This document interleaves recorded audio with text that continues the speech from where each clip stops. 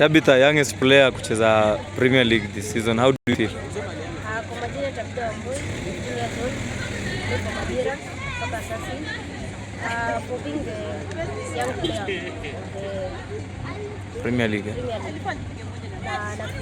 a privilege and I'm proud of myself and I thank God for that.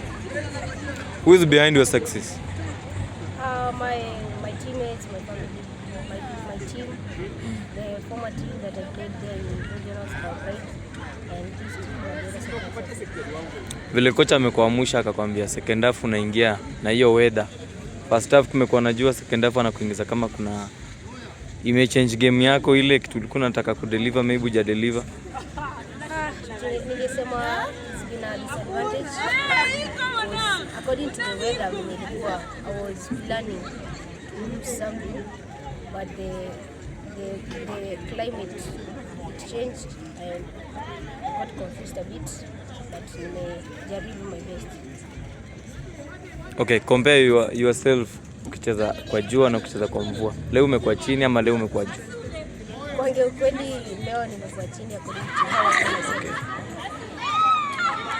How many goals do you expect from you the whole season? I can say because this is my first game with EPL, I will rate myself to 10 goals. 10?